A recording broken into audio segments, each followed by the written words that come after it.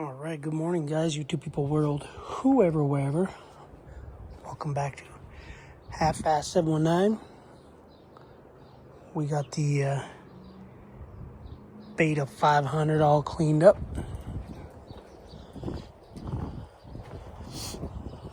Got a nice tusk shine to it, whatever this crap's called.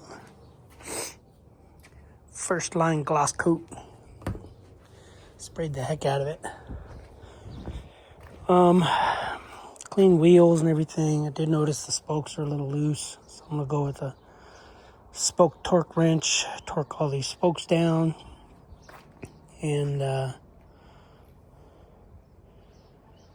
gonna be listing it for sale.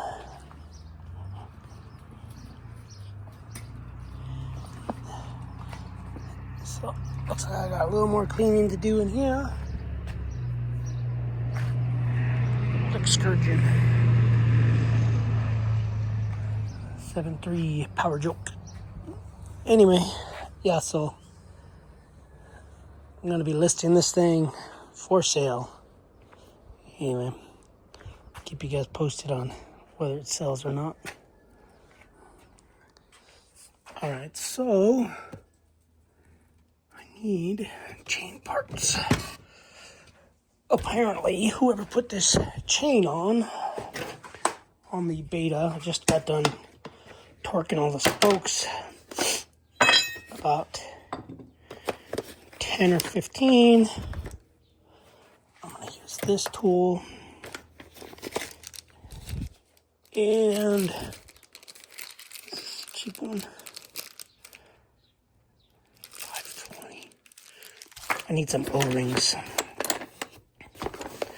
because whoever put this chain on, I'm pretty sure it wasn't done at the 530.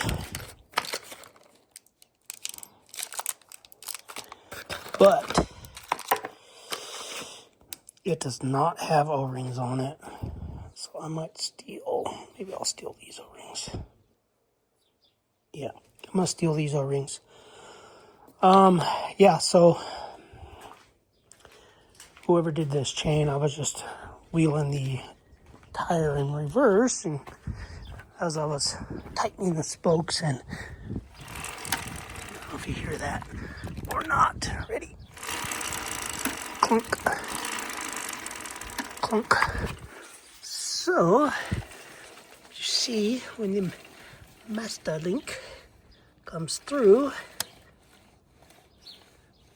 it hits right there.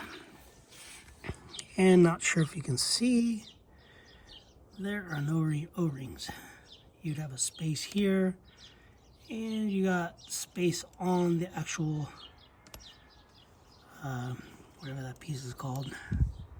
So I think I'll take it apart, but they might have put the O-rings between the outside and the inside because they don't have a press tool. Press tool. So anyway, I'm going to steal these O-rings. These O-rings, I'll pull this apart. I don't need this to pull this apart. Anyway, spokes are all tight. I like 3 or 4 were loose. The wheel is pretty straight. I do have a little divot right there. That's the only thing I see on this wheel. And it's just the one side. Front wheel is like pristine. Anyway, so yeah, let me get that master link off and go from there. What am I gonna use? What can I use? I can use these. I don't know, I'm gonna try these. These are Knipex, whatever that is. They're a flat jaw channel lock, not a rib plier, but whatever. Anyway, I'm going to use these. My kid bought these for me a long time ago. He told me he bought one of the coolest tools he could think of, and I thought he bought me a car lift, and a little box came. Anyway, yeah, let me get this off, and then once I get this on here, I'll lube this chain. It's supposed to be 35 millimeters. It's just supposed to be 10 to 12 millimeters each finger. So 10, 20, 30, 36, 35, and a little loose. All right, guys, I'll be back. Show you what I got. All right, so there was 2 O-rings in here, completely flat, and they were behind this link. So this is a way you can use this little tool, Motion Pro Masterlink press tool. I like to do it from underneath and use the side that says to press it off. Now this is mainly for like rivet style Masterlinks that don't actually have the little clip piece, but for O-ring chains, this thing works amazing. So to press it off, I use those little tab things to press it off like this. Presses it out, and then I like to turn it upside down, stick it through there, and then you can squeeze these O-rings on this side, and then you can just use some channel locks of some sort to get that outer link on there.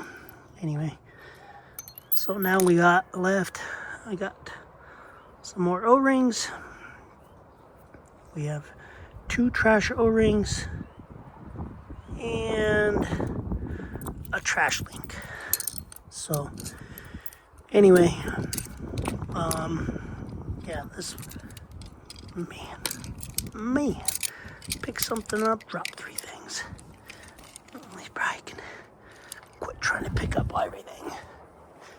Anyway, guys, that's what we got. That's the little tool I use for O-ring chains. It's mainly supposed to be used for rivet style chains, which is just basically looks like that, except for it's not all forged and smashed. It's more like has a detent in it. So I will throw this stuff away, and yeah, put the tools away. Sorry guys, I'm still a little sick. I don't know when I'm gonna get over this sickness, but I am not down with the sickness. Over this sickness. Don't know why, what's going on, but man, it's kicking my butt. I think it's because I'm sick, and then the wife is sick, the kid is sick. I think it just keeps doing laps. Anyway. But yeah, I'll keep you guys posted on whether this bike sells or not. I won't talk about that. That's the reason why I'm selling the bike is because these parts are going to cost me about $3,000. And a whole new pump is about $6,000. It's like $5,400 with a core, and it's like $1,300 for the core. However, when they get that, they'll probably charge me $500 because there's so much damage to the one side. And this from Bobcat, that arm is like $600. But I've been able to source everything. 2 of those plates, I think they're like $200 and something a piece. These little things right here are like $700 a piece. I technically only need 1, but then I can't find the little bullet things. And the bullet things I can find, they want $500. So yeah, I think I'm gonna have to replace those. Bunch of parts. Bearings. That bearing I can't really find, but I haven't really looked hard for it. So right now in my shopping cart, sorry, excuse me for coughing. For all that and the parts I need for this, we're looking at like $3,100. Yay me. So I gotta save up. I either gotta buy pieces at a time, which I think I'm gonna do. I'll probably buy those pieces to get that thing assembled and done for now. And then I'll probably buy that piece because that's a hard part. And they might, usually hard parts are hard because they're hard to get. So this thing I found for like $300 on another brand new. So I'll probably get that and then the little washers, for it. It's all from the same company, that and the washers, and then that's probably gonna be like 700 and something bucks. And then maybe in a month or two I'll probably buy one of these. It's like $700 and something for that. Then in a month I'll probably buy the other one. Anyway, I'm gonna have to nickel and dime this. It's gonna be a good 2 or 3 months before I get that thing going. But anyway, guys, so unless I sell this. So if I sell this, I'm gonna dump $3,000, buy the parts I need, and yeah, go from there. So anyway, and then I just want to master link. This link, you always want it locking that way, because when it goes into here and then it comes in and hits here, you want it to basically self-tighten. Whereas if you flipped it around and it hit in here, it would just remove it. So here, no more clicking. So I guess I could show you. So this is going backwards. So you see this here, if it hits there and this chain comes this way towards the phone, it could pop this link off. Whereas, I guess I didn't have to spin it that far. You go through here and it hits here, it's just gonna make it tighter. It's just gonna keep snapping it back on. Anyway, alright guys, bike's for sale. Sucks because I really like it. I just wish that tank could go on here. The steering stabilizer can go on here. The auto clutch could go on here. The exhaust could go on here. And the seat, I wish the seat would go on here. If they were all interchangeable, I would keep that bike for sure. But they're not. So that's what we got. I like this bike because I'm a red guy. I'm a Honda guy. I'm just glad. If this had an orange frame, KTM, if it had orange frame on this bike would be out of here no matter what parts it had. And then I'd sell it, buy parts for this bike, and buy parts for the skid steer. And I would break even.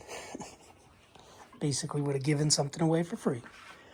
Alright guys, I'm going to get off here. I'm going to put the bike up. I'm going to wash my hands. And I might pull the 05 450 out. And I might start doing a top end. Or I might just do the top end inside the trailer. You never know with me. Alright. Later guys. Thanks for watching. Subscribe, comment. Do what you do. Like the video if you do. If you don't, you're human. You have your free will. Anyway. Alright guys. Later.